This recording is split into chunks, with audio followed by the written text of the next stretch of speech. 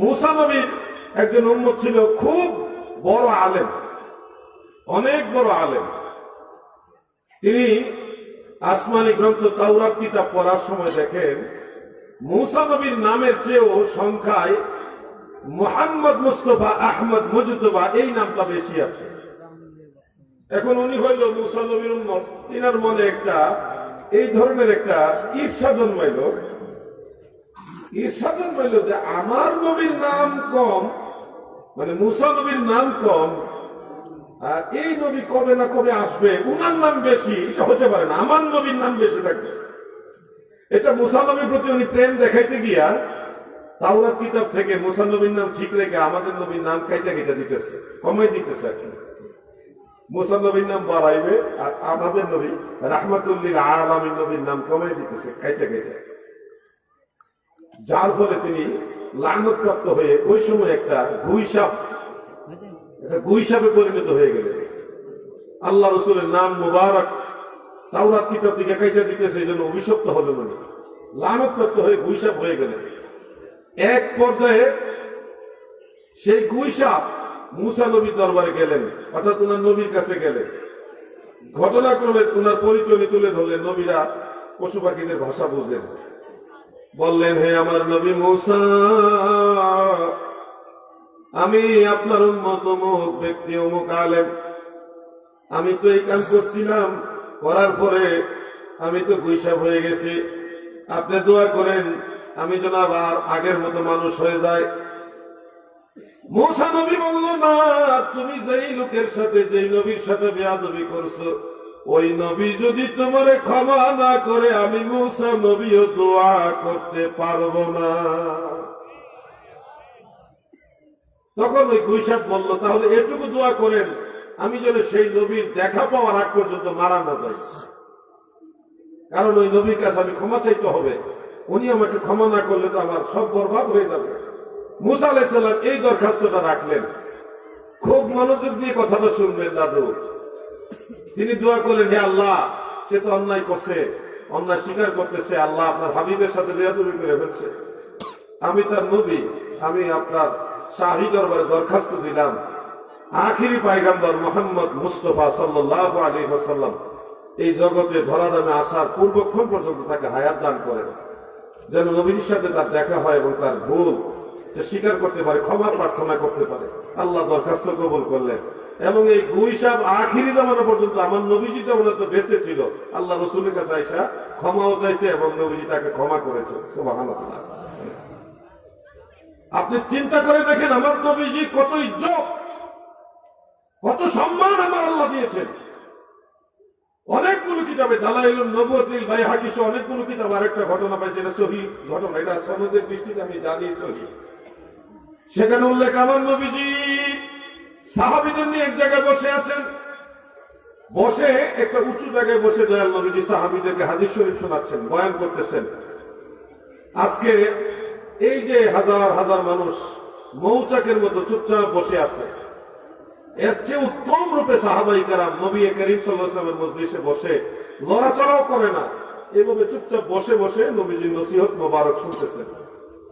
এই দৃশ্য দেখলেন বনি সুলাইম গোত্রের একজন লোক, দেখে ভাবলেন এই লোকগুলি এত ধীরস্থির ভাবে, এত আদবের সাথে বসে কার কথা শুনতেছে, কে সে, কি বলতেছে যে যার কথা এমন ভাবে শুনতে হবে। তার ভিতরে একটা কৌতূহল জন্মাইল। ওই লোক হলো গুইসাপ শিকারী। কি শিকারী? যখন দেখলো এই লোক কি বলতেছে, যার কথা এত ধীরস্থির ভাবে আদবের সাথে বসে বসে শুনতে হবে গো, এই লোককে কি বলতেছে, গুইসাপ শিকারী বনি সুলাইম গোত্রের সেই লোক। আস্তে আস্তে কাছে গিয়ে দেখে আরবের মক্কা নগরীর আব্দুল্লাহ ছেলে মুহাম্মদ, যিনি নবুয়তের দাবিদার, তিনি কথা বলতেছেন। শত শত শত শত মানুষ আদবের সাথে ঝিম মেরে মৌচাকের মতো সবাই আদবের সাথে কথা শুনতেছে। যখন তিনি দেখলেন যে উনি মুহাম্মদ সাল্লাল্লাহু আলাইহি ওয়াসাল্লাম, তখন তিনি একটু রাগান্বিত হলেন, কারণ সে আগে থেকে শুনছে যে মুহাম্মদ নবী দাবিদার, উনি খারাপ মানুষ, উনি পাগল, উনি একজন কবি, বিভিন্ন ধরনের বাজে মন্তব্য শুনেছে এবং এই সুবাদে ধীরে ধীরে নবীজি কাছাকাছি গিয়ে গুইসাবের বস্তাটা কাছে নিয়ে খাঁচাটা কাছে নিয়ে নবীজির কাছে গিয়ে বলতেছে, আপনি কি আব্দুল্লাহ ছেলে মুহাম্মদ নবী দাবি না? নবীজি বললেন, হ্যাঁ আমি সেই নবী মুহাম্মদ সাল্লাল্লাহু আলাইহি সাল্লাম। তখন সমস্ত সাহাবীদের সামনে সে খুব শক্তিশালী লোক ছিল, সাহসী লোক ছিল, যার কারণে সমস্ত সাহাবীদের সামনে বলল, আমি যদি সুযোগ পেতাম আপনাকে হত্যা করে আমার এলাকার মানুষকে আমি খুশি করতাম। নাউজুবিল্লাহ বলেন। নবীজির সামনে দাঁড়ায়া, সাহাবীদের পাশে দাঁড়ায়া এই কথা বলে ফেললেন। হযরত ওমর ফারুক তরবারি হাতে লইয়া কই, ইয়া রাসূলুল্লাহ, নবী গো,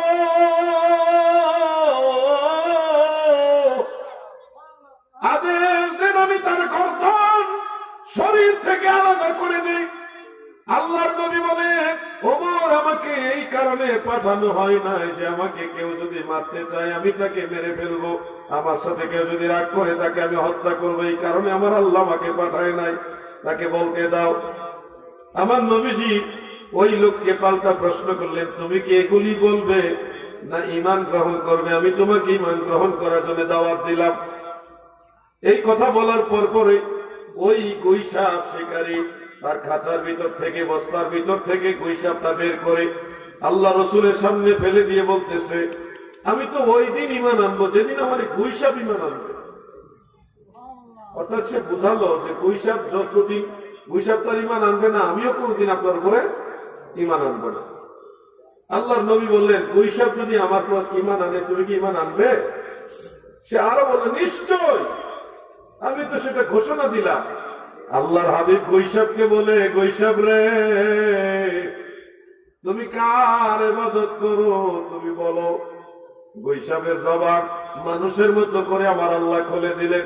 গুইসাপ বলে, আমি সেই সত্তার ইবাদত করি যিনি কুল মাখলুকাতের মালিক, যার নিয়ন্ত্রণে আসমান জমিন এবং সাগর সবকিছু তার নিয়ন্ত্রণে রয়েছে। গুইসাপ কথা বলতেছে। আল্লাহর হাবিব দয়াল নবীজি বলেন, গুইসাপ তুমি বলো আমি কে?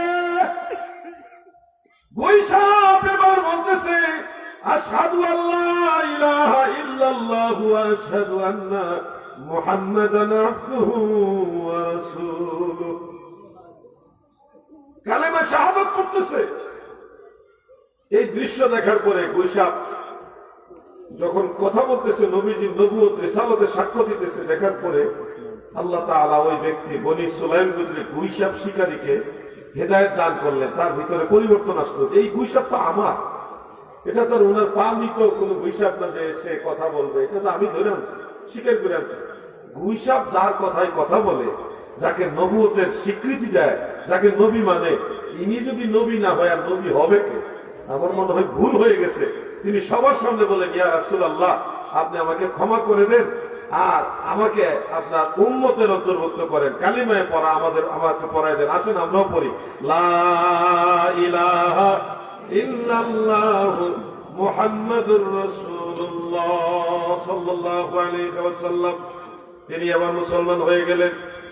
নবীজি সাহাবীদেরকে বললেন, ও আমার সাহাবারা, তোমাদের নতুন এক মুসলিম ভাই, সে গরিব মানুষ, গুইসাপ শিকার করেছে, চলতে কষ্ট হয়, তোমরা আল্লাহ তাআলাকে খুশি করার জন্য তাকে কিছু দান করো। আল্লাহকে খুশি করার জন্য তাকে তোমরা কিছু দান করো। সাহাবীরা যখন শুনলেন যে দান করলে আল্লাহ খুশি হবে, আল্লাহ নবী বলেছেন, আর কি কোনো কথা আছে? যার পকেটে যা আছে সব খুলে আল্লাহর হাবিবের সামনে রেখে দিচ্ছে। বলছি, ইয়া রাসূলুল্লাহ, আপনার আদেশে আল্লাহ তাআলাকে রাজি খুশি করার জন্য আমার এই মুসলিম ভাইকে দান করলাম। একেবারে টাকার স্তূপ করে গেছে, ওই স্বর্ণ মুদ্রা, রৌপ্য মুদ্রা, আরবের যে মুদ্রা, এগুলো একটা স্তূপ করে গেছে। সর্বশেষ হযরত আব্দুর রহমান ইবনে আউফ রাদিয়াল্লাহু আনহু বলতেছে, ইয়া রাসূলুল্লাহ, আমার একটা ঘোড়া আছে, ঘোড়াটা এই রঙের, ঘাড়ের পশম এরকম, পায়ের পশম এরকম, পিঠের পশম এরকম। একটা বর্ণনা দিয়ে বললেন, এই ঘোড়াটা এই ইরানের মানে পারস্যের ঘোড়ার চেয়ে একটু ছোট, আরবের ঘোড়ার চেয়ে একটু বড়। তখন নবীজি আল্লাহকে রাজি খুশি করার জন্য আমার এই মুসলিম ভাইকে ঘোড়াটাও আমি দান, এই উটটাও আমি দান করে দিতে চাই। সুবহানাল্লাহ বলে। সেটা উট ছিল, ঘোড়া নয়।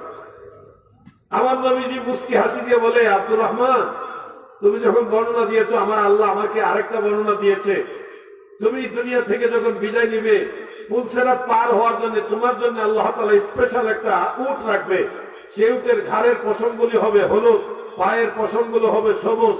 এইভাবে নবীজি উটের প্রত্যেকটা অঙ্গ প্রত্যঙ্গের ব্যাখ্যা দিয়ে বলতেছে, এই উট তোমার জন্য আল্লাহ তাআলা রেখেছেন, এবং হাসর ময়দানে ফুল সেরতের ফুল এই উটের উপরে সাওয়ারি বানায়া 20 মিল গতিতে আল্লাহ তোমাকে পার করাবে।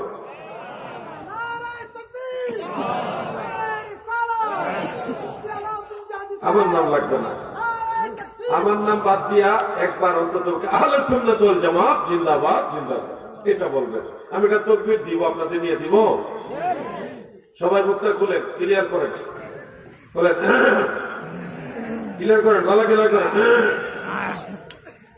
নারায়ে তাকবীর। অনেকে বলছে কিন্তু ওইভাবে বলে নাই। আমার মনে হয় আর একটু ভলিউম বাড়বে। সবাই রেডি হন, গলা ক্লিয়ার করেন। নারায়ে তাকবীর, নারায়ে রিসালাত, আহলে সুন্নাত ওয়াল জামাত, মাসলাকে আলা হযরত।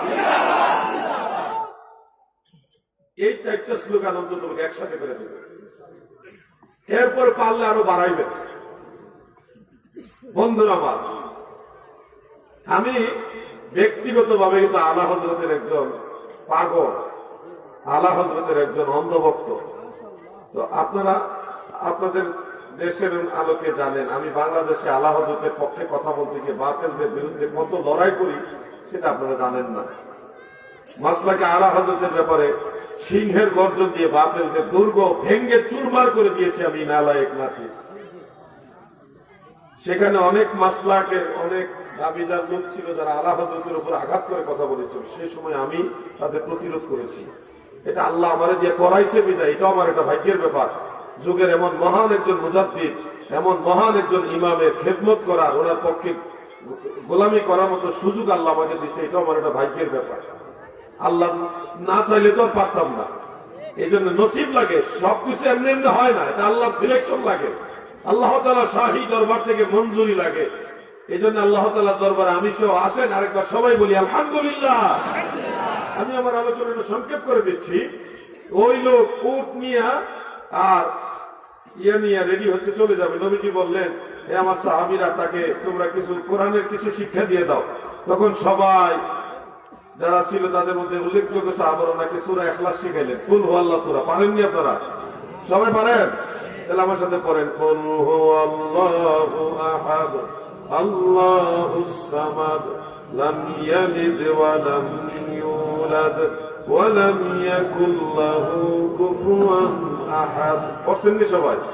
আরেকবার পড়েন, কুল হুয়াল্লাহু আহাদ আল্লাহুস সামাদ লাম ইয়ালিদ ওয়া লাম ইউলাদ ওয়া লাম ইয়াকুল লাহু কুফুয়ান আহাদ। পড়ছেন সবাই?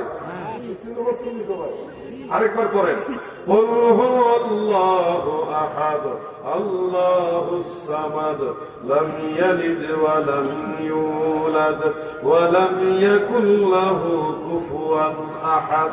তিনবার পড়াইছি কেন এখন শুনেন। সাহাবায়ে কেরাম নতুন মুসলমান বনি সুলাইম গোত্রের বৈশাখ শিকারী নৌ মুসলিম সাহাবীকে সূরা ইখলাস শিখাইলেন। আমার নবীজি বলেন, সাহাবী রে, তুমি যে সূরাটা শিখেছো এটা যদি একবার তেলাওয়াত করো, কোরআনুল কারীমের 1/3 তেলাওয়াতের সমান সওয়াব হবে। দুইবার তেলাওয়াত করলে 2/3 তেলাওয়াতের সমান সওয়াব হবে। যদি 3বার তেলাওয়াত করো,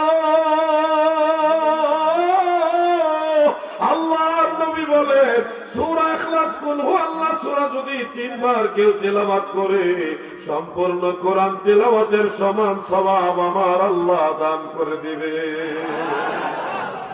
কষ্ট করে যারা আমি গুনাহগারের সাথে 3বার সূরা ইখলাস পড়েছেন, তাদের আমলনামায় 1 খতম কোরআন তেলাওয়াতের সমান সওয়াব চলে এসেছে। ভাইজান, যারা অবহেলার কারণে একবার পড়েন নাই, আরেকবার আমরা সবাই মিলে পড়ি। পড়েন নাই, আপনারা 1 খতম ফিলাপ হবে, আমাদেরটা এক্সট্রা হবে।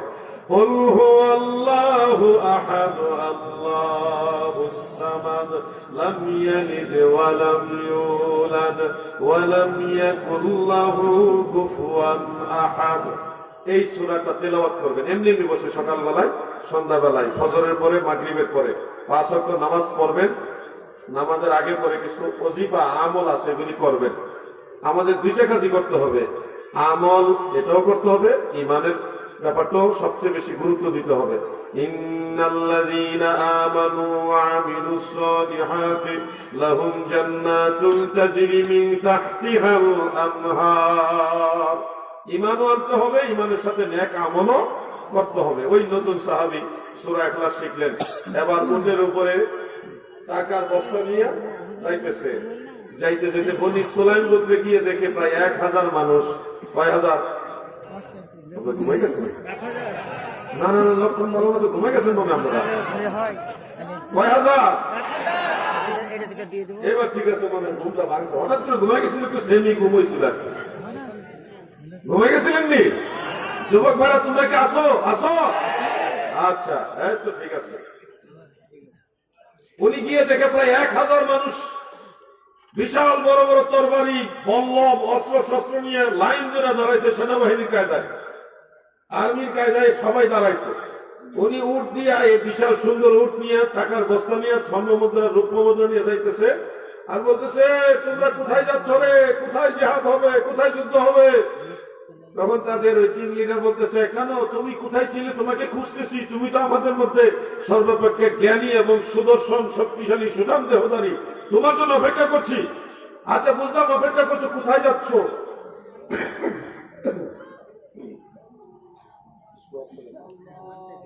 হ্যাঁ, পরে পরে মহব্বত করতে শুনে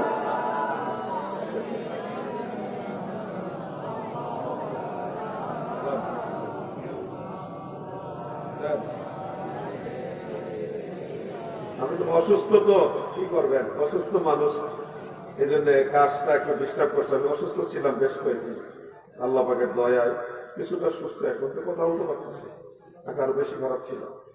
আলহামদুলিল্লাহ যে কিছুটা সুস্থতার মধ্যে আসছে। আপনারা আবার বিরক্ত হয়েন না। দাদু ভাই আমার, ওই লোক বলতেছে, তোমরা কেন অস্ত্র শস্ত্র নিয়ে রেডি হইছ? যে রেডি হয়েছে, নতুন নবী দাবি করেছে মুহাম্মদ, তাকে এবং তার দলবলকে চিরতরে নিপাত করে দেওয়ার জন্য, ধ্বংস করে দেওয়ার জন্য আমরা যুদ্ধ করতে যাচ্ছি। উনি কয়ে, কি কো তোমরা? আমি তো এইমাত্র মুসলমান হয়ে আসলাম। বাহিনীর সবাই বলতেছে, কি বলো তুমি? আমাদের মধ্যে সবচেয়ে বেশি জ্ঞানী, সবচেয়ে শক্তিশালী, সুদর্শন, তুমি মুসলমান হয়ে গেলে আমরা যাচ্ছি ওনার সাথে যুদ্ধ করতে, তুমি গিয়ে মুসলমান হয়ে আসছো, ঘটনা কি? আমি এমনি এমনি মুসলমান হয়নি, আমি গুইসাপ করছি, ওখানে গেছে, ওনার কথা শুনে ভালো লাগছে, তারপর আমি বলছি আপনাকে হত্যা করে আমার এলাকার মানুষকে খুশি করব। উনি এরপর আমার সাথে রাগারাগি করে না।